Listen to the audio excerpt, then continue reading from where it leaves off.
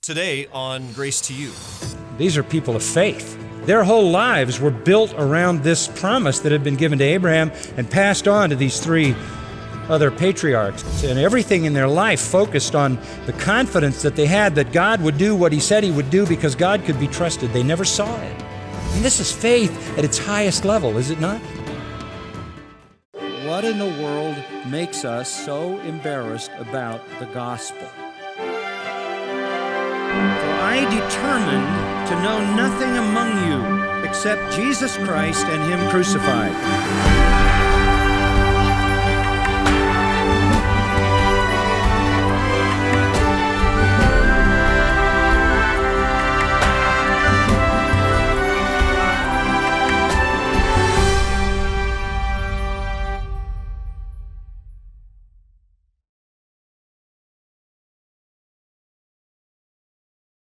And we find ourselves looking at the heroes of faith, Abel and Enoch and Noah and Abraham, the man who was introduced in Genesis 11 and 12. And now as we leave Abraham behind, we come in verse 20 to Isaac and to Jacob and to Joseph. These are the four patriarchs that take up that large section of the book of Genesis from chapter 12 through chapter 50. And with all the weaknesses that marked the lives of Isaac and Jacob and Joseph, they died in faith. They died in confidence that the promise would be fulfilled even though they had not yet received it. And that's why they appear among these heroes of faith. They were men who believed at the very end of their life that God, who had not yet fulfilled His promise, would fulfill that promise even after they were gone. If we would listen to them, if they could come and talk to us, they might say something like this: God made a promise. God promised a people and a land and blessing and salvation, and God never breaks a promise. And we may not live to see the promise, but it will come. And we are links in the chain of its ultimate fulfillment. That's how they viewed their lives. These then are men of faith. And the Jewish readers of the book of Hebrews need to know they are men of faith. They need to know that they believed in God. In Abel, remember, we saw the life of faith. In Enoch, the walk of faith. In Noah, the work of faith. In Abraham, the example of faith. And here we see the triumph of faith as it faces death. In a sense, they're like sailors who wave their greeting from this shore and sail away to a shore that they can't see at all, but they are confident it is there and they will arrive. Here you have a very good early indication of divine sovereignty, the purpose of God to give grace to one person and withhold it from another. And Paul in Romans 9 says you can't question God's right to do this. God, after all, is God. God has a right to dispense His blessings according to His own sovereign will. God, as creator of all things, has an unlimited right over all His creation. That's why Paul said He had the same right or power over all as the potter has over the clay to make one vessel unto honor and another unto dishonor, nor can anyone say, why have you made me thus? If man has no claim on God when he is innocent, has he acquired some right by the fall? I don't think so. So here is the indication of God's sovereign purpose. He chose Abraham, He chose Isaac, He chose Jacob, and through them would come, through Joseph, the messianic line. Well, we don't have time to go over this entire story. It doesn't take us long to establish the character of Esau. That's why Hebrews 12:16 calls him a profane man. The Greek word profane means outside the threshold. What does that mean? Outside the house, the walkway, the common walk. He was a very common, earthy man. And so, in the case of Esau, things went bad at the birth. They went bad through the whole story of Jacob and Esau, which we'll take a look at. Listen, Isaac has ignored God's word in the prophecy. Isaac has ignored the fact that the birthright has been exchanged. Isaac has ignored the profane character of Esau. He has ignored his marriages to pagan, idolatrous women. He ignores all that just because he likes him, because he provides what satisfies his appetite. Well, Rebekah's not going to let this happen, and it's an amazing story. She says to Jacob, "Behold, I heard your father speak to your brother Esau, saying, 'Bring me some game and prepare a savory dish for me, that I may eat and bless you in the presence of the Lord before my death. Now therefore, my son, listen to me as I command you. Go to the flock, bring me 2 choice young goats from there, that I may prepare them as a savory dish for your father, such as he loves.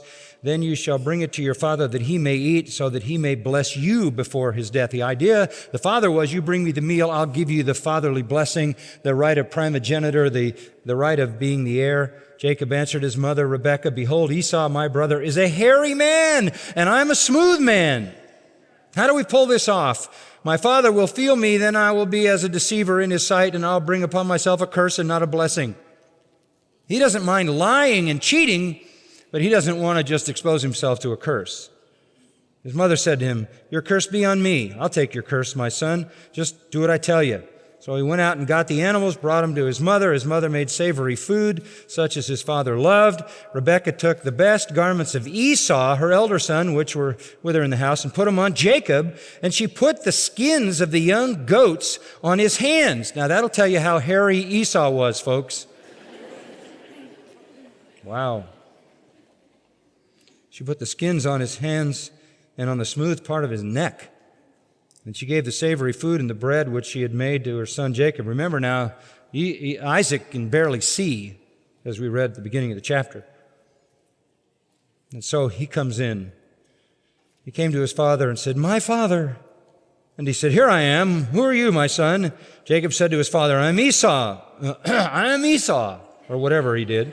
"I have done as you told me. Get up, please, sit and eat of my game, that you may bless me." He hadn't shot any game. This was a domesticated goat. But with the right spices, and his mother knew how to do it, Isaac said to his son, "How is it that you have it so quickly, my son?" And he said, "Because the Lord your God caused it to happen to me." Oh boy, now bring God in on it. One lie follows another lie and another lie. Isaac said to his son, "It's just so quick. How did it happen?" "Well, the Lord did it." And Isaac said to Jacob, "Please come close, that I may feel you, my son, whether you really are my son Esau or not." A little bit of incredulity on the part of Isaac. So Jacob came close to his father, felt him, and said, "The voice is the voice of Jacob, but the hands are the hands of Esau." He did not recognize him because his hands were hairy like his brother Esau's hands, so he blessed him. Amazing. He passed on the blessing to him. And in that society, that was everything. And he said, "Are you really my son Esau?" He's struggling with this. And he said, "I am." So he said, "Bring it to me, and I will eat of my son's game, that I may bless you." And he brought it to him, and he ate. And he also brought him wine, and he drank. And then his father Isaac said to him, "Come close and kiss me, my son." So he came close and kissed him, and when he smelled the smell of his garments, he blessed him and said, "See, the smell of my son is like the smell of a field which the Lord has blessed. Now may God give you the dew of heaven and the fatness of the earth and an abundance of grain and new wine. May people serve you and nations bow down to you. Be master of your brothers, and may your mother's sons bow down to you. Cursed be those who curse you, and blessed be those who bless you." In effect, as he passes on this blessing, he is investing the promise of the Abrahamic covenant in this man, Jacob, thinking he is Esau. Verse 30 then came about as soon as Isaac had finished blessing Jacob, and Jacob had hardly gone out from the presence of Isaac his father, that Esau his brother came in from hunting. He also had made savory food and brought it to his father and said to his father, "Let my father arise and eat of his son's game, that you may bless me." Isaac, his father, said to him, "Who are you?" And he said, "I am your son, your firstborn Esau." This is one of the real spiritual indications in Isaac's life. He trembled violently. He trembled violently. This is conviction. He knew what he had done. When Esau heard the words of his father, he cried out, verse 34, with an exceedingly great and bitter cry, and said to his father, "Bless me, even me also, O my father." And he said, "Your brother came deceitfully and has taken away your blessing." And he said, "Is he not rightly named Jacob? For he has supplanted me these 2 times. He took away my birthright, and behold, now he has taken away my blessing." And he said, "Have you not reserved a blessing for me? Give me something." So down in verse 39, Isaac, his father, turns and says to him, "Behold, away from the fertility of the earth shall be your dwelling, and away from the dew of heaven from above. You're going to have a hard life. By your sword you will live, and your brother you shall serve. It shall come about when you become restless, that you will break his yoke from your neck." You're going to free yourself up from your brother. You're going to be a rebel. You're going to be an enemy. You're going to live by the sword. The fallout of this is obvious in verse 41. Esau bore a grudge against Jacob because of the blessing with which his father had blessed him. And Esau said to himself, "The days of mourning for my father are near, and then I will kill my brother Jacob." The only bright spot in the story, the only thing you can say when you read a story like this and you see, well, wait a minute, here's a guy named Isaac who's in the list of the heroes of faith. How did he get there with this kind of stuff? And the answer is that there was a time when he prayed to the Lord on behalf of his wife and indicated his confident faith in the Lord. There was a time, and that is so very important. It's the most important little piece of the story. In a sense, I save it for now. Go back to chapter 26 and verse 24, when the Lord appears to him and says, "I am the God," that is to Isaac, "of your father Abraham. Do not fear, I am with you. I will bless you, multiply your descendants for the sake of my servant Abraham." We see the demonstration of Isaac's faith in the next verse. "So he built an altar there and called upon the name of the Lord and pitched his tent there."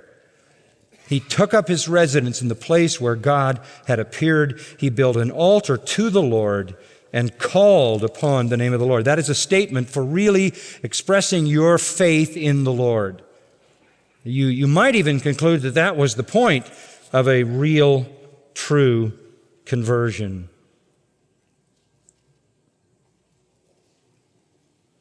And so, in spite of the horrors of the life that these people seem to live and the lies and the deception that is going on. And by the way, it continued. You remember what the fallout of this was? First of all, Jacob never saw his mother again.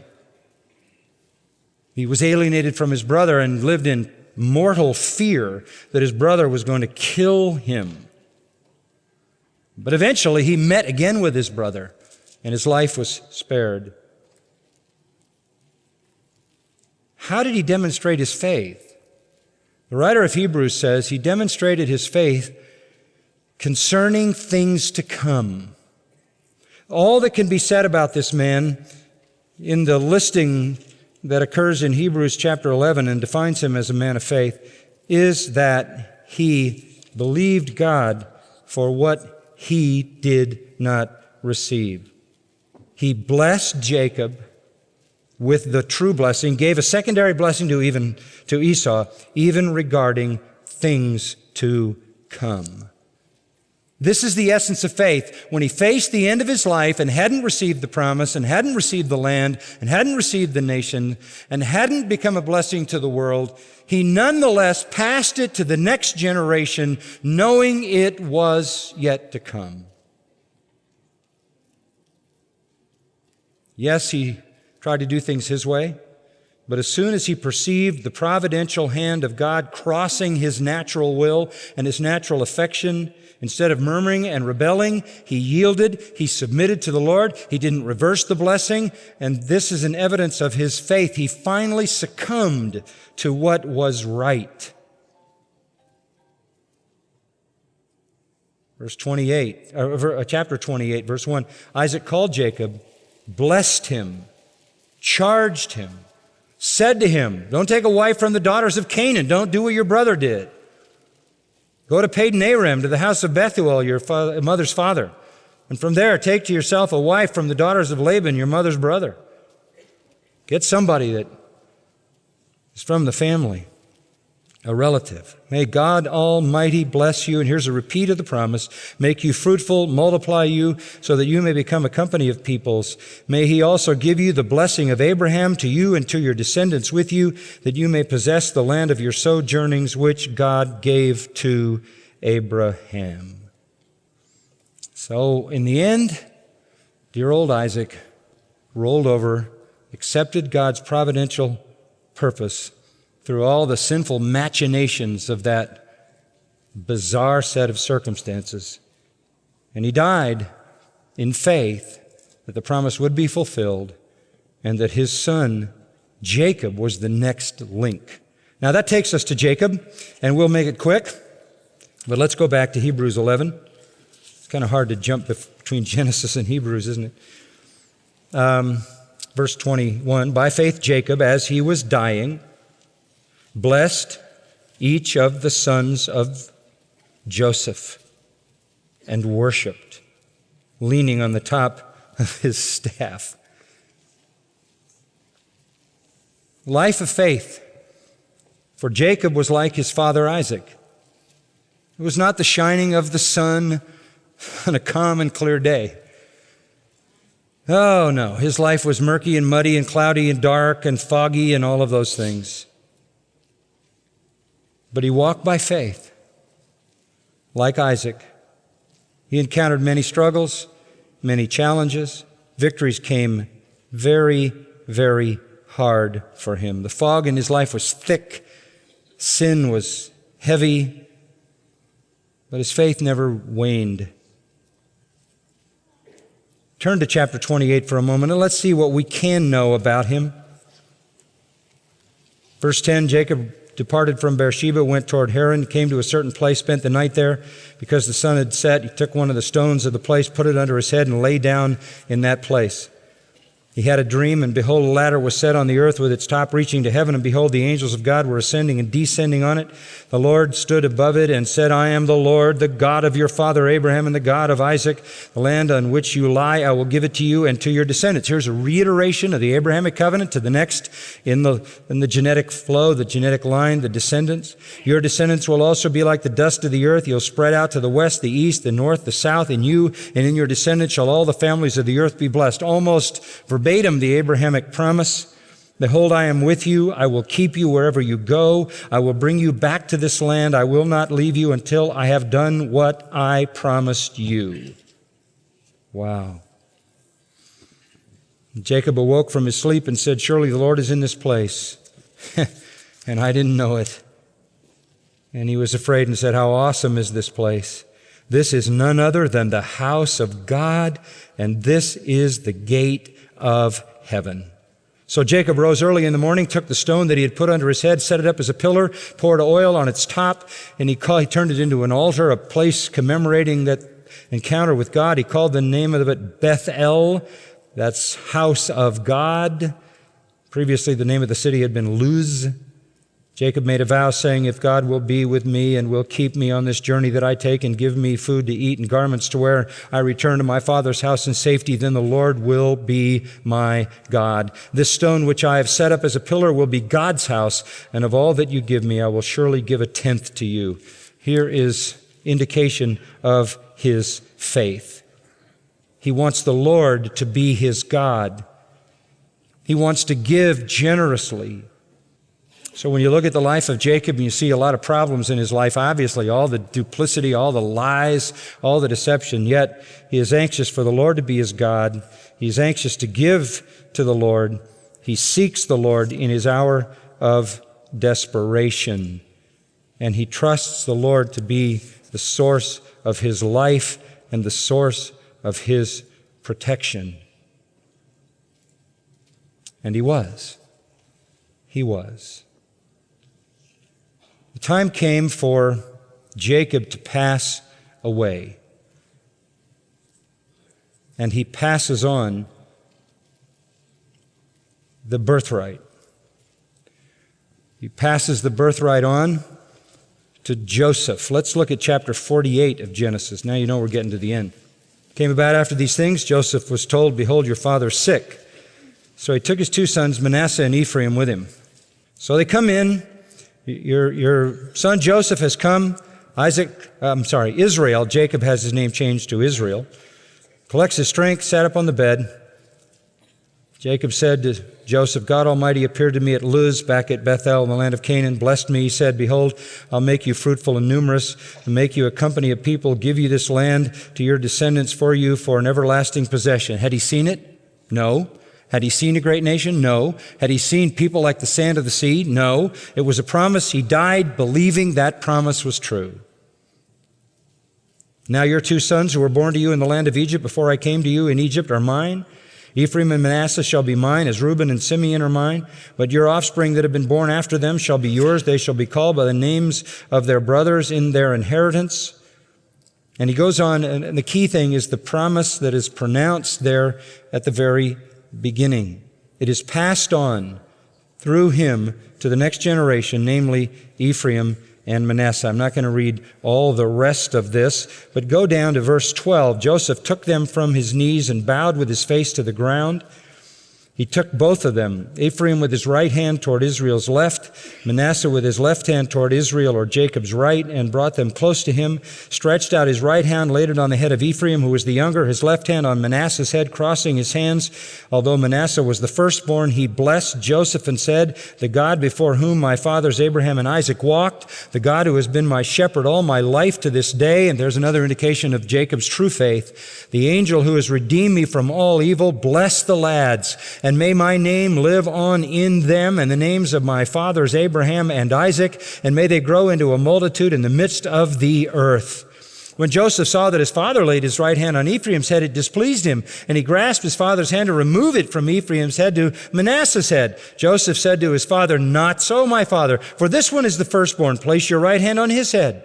But his father refused and said, "I know, my son, I know. He also will become a people. He also will be great. However, his younger brother shall be greater than he, and his descendants shall become a multitude of nations." And he blessed them that day, saying, "By you Israel will pronounce blessing, saying, 'May God make you like Ephraim and Manasseh.'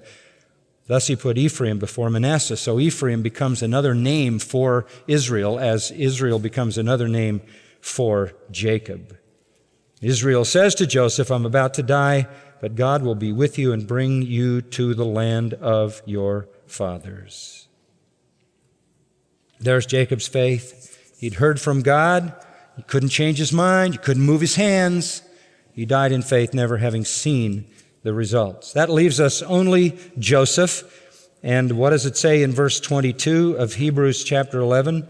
Simply stated about Joseph, it tells us that he also, while dying, when he was dying, made mention of the exodus of the sons of Israel and gave orders concerning his bones.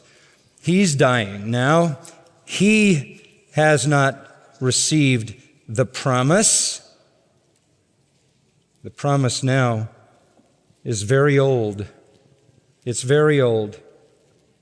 It's 200 years since it was given to Abraham. Nobody has yet seen it. They've all died without seeing it fulfilled. Look at Genesis 50, the last chapter in Genesis. Joseph, verse 22, is in Egypt. He and his father's household lived 110 years. Joseph saw the third generation of Ephraim's sons. Joseph said to his brothers in chapter 50, verse 24, "I'm about to die, but God will surely take care of you and bring you up from this land." He promised you that land. We're still in Egypt. They're all nomads. They're all wanderers. They've never been in the land. They've never possessed the land. They've never had the kingdom. They've never been a blessing. They've never experienced deliverance and salvation as a people. They aren't yet a people. I'm about to die, but God will do what He promised.